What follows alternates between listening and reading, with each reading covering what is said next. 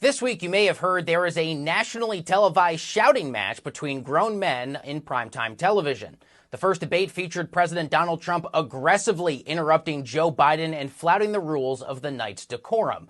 But there was intentional disinformation and powerfully suggestive messaging before the debate that shaped much of the early conversation.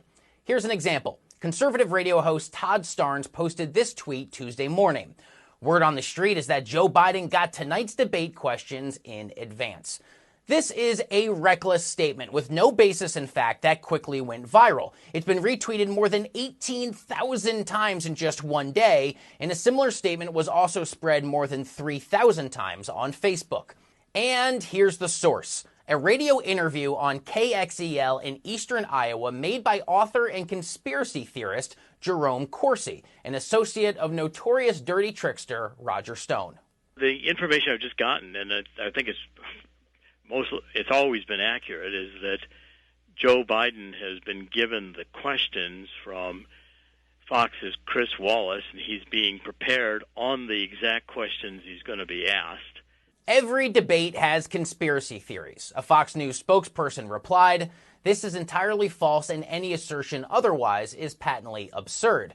And Fox News itself even confirmed Wallace's plans. Wallace says his questions for Tuesday night's high-stakes primetime matchup will not be shared with either campaign or the debate commission ahead of time. But this story shows how dangerous false claims, even those planted in small radio interviews, can quickly become weaponized and exploited all over social media. Then there's the Trump campaign itself, which was all too willing to gum up the conversation with further nonsense. On the eve of the debate, the campaign put out a statement suggesting Joe Biden would wear an earpiece and should be tested for performance-enhancing drugs. Accusing candidates of wearing earpieces during debates is nothing new. Obama, Bush, Clinton, they've all been accused of this over the years. But this time, all of this made for a coordinated push to spread disinformation about Joe Biden in the hours before the debate.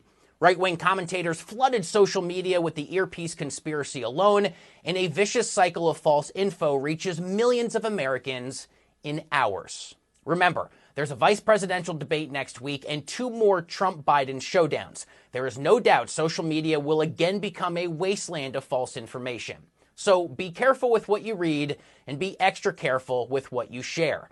A more informed citizenry is crucial to a healthy democracy. Don't fall for the BS.